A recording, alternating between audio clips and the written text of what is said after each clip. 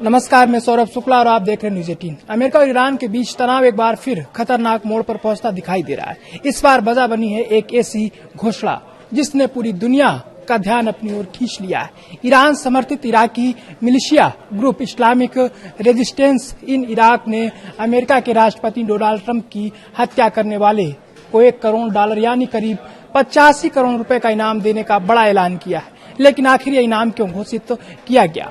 इसका संबंध 2020 में हुए उस अमेरिकी ड्रोन हमले से कैसे है जिसमें ईरान के सबसे ताकतवर सैन्य कमांडर कासिम सुलेमानी मारे गए थे? और क्या इस ऐलान से अमेरिका ईरान के रिश्ते फिर एक बड़े टकराव की ओर बढ़ रहे हैं? आइए सबसे पहले समझते हैं कि मामला क्या है। इराक में सक्रिय और ईरान समर्थित एक मिलिशिया संगठन इस्लामिक रेजिस्टेंस इन इराक ने सार्वजनिक रूप से कहा है कि जो भी डोनाल्ड ट्रंप की हत्या करेगा उसे $10 मिलियन यानी भारतीय मुद्रा में लगभग 85 करोड़ रुपए का इनाम दिया जाएगा। संगठन का दावा है कि यह घोषणा बदले की कार्रवाई के तौर पर की गई है। अब सवाल है, बदला किस बात का है?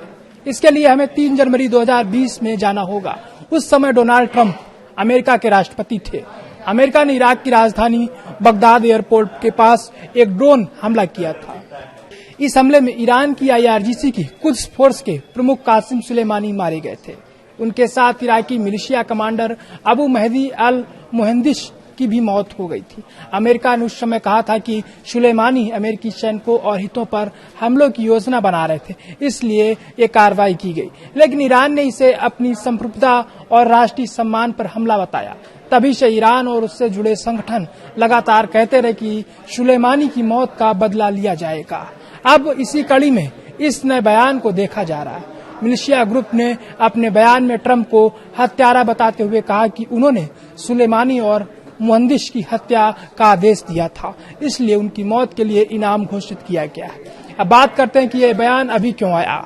हाल ही में व्हाइट हाउस में इराक के प्रधानमंत्री के साथ बैठक के दौरान डोनाल्ड ट्रंप ने 2020 के ड्रोन हमले का जिक्र किया। रिपोर्ट्स के मुताबिक ट्रंप ने कहा कि उन्होंने अपने पहले कार्यकाल में सुलेमानी को मारने का फैसला लिया था और अगर ऐसा नहीं किया होता तो आज हालात अलग हो सकते थे। उन्होंने यह भी कहा कि ईरान के नेता खुद सुलेमानी से डरते थे।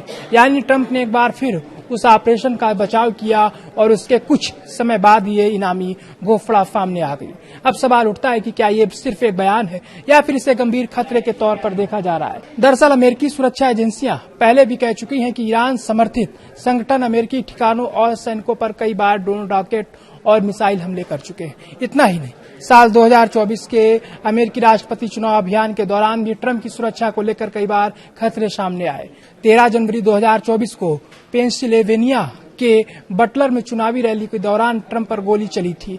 गोली उनके कान को छूते हुए निकल गई थी और वे बाल बाल बच गए थे। इसके कुछ समय बाद फ्लोरिडा में उनके गोल्फ कोर्स के पास भी एक संदिग्ध व्यक्ति को गिरफ्तार किया गया था। उस समय अमेरिकी अधिकारियों ने दावा किया था कि सुलेमानी की मौत का बदला लेने की साजिशों की जांच की जा रही है और ईरान से जुड़े तथ्यों पर भी नजर रखी जा रही है। हालांकि ईरान सरकार लगातार किसी भी आधिकारिक हत्या की साजिश में शामिल होने के आरोपों से इनकार करती रही है। अब इस पूरे घटनाक्रम का बड़ा असर क्या हो सकता है? विशेषज्ञों का मानना है कि ऐसे बयान अमेरिका और ईरान के बीच पहले से मौजूद अविश्वास को और बढ़ा सकता है। अगर किसी भी तरह की नई हिंसक घटना होती है तो इसका असर सिर्फ इन दोनों देशों तक सीमित नहीं रहेगा। इराक, सीरिया और पूरे पश्चिम एशिया में तनाव बढ़ सकता है। याद रखिए, फिलहाल ये इनामी घोषणा एक ईरान समर्थित इराकी मिलिशिया संगठन की ओर से आई है। इसे ईरान सरकार की आधिकारिक घोषणा नहीं माना गया है, लेकिन ऐसे संगठनों के बयान को सुरक्षा एजेंसियां गंभीरता से लेती हैं, क्योंकि अतीत में इन पर अमेरिकी ठिकानों पर हमलों के आरोप लगते रहे हैं। अब देखना होगा कि अमेरिका इस घोषणा पर क्या आधिकारिक प्रतिक्रिया देता है और क्या इस घटनाक्रम के बाद पश्चिम एशिया में तनाव और बढ़ता है या फिर कूटनीतिक स्तर पर इसे संभालने की कोशिशें की जा सकती हैं।